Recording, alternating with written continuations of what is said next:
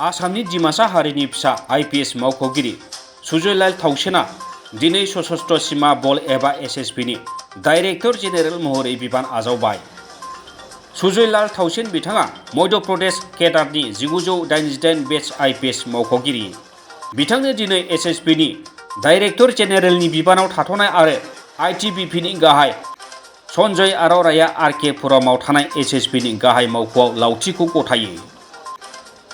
52 बोसोरनि थाउसेन बिथाङा बीएसएफनि स्पेशियेल director general महरै दासिमबो बिबानाव दङ। बिथाङा एसएसबीनि 21थि director general.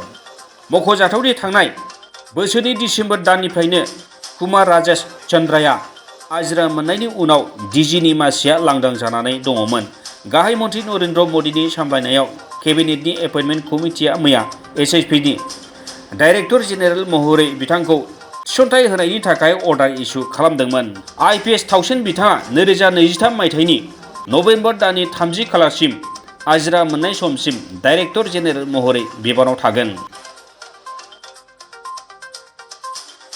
News desk report समनि रादाब।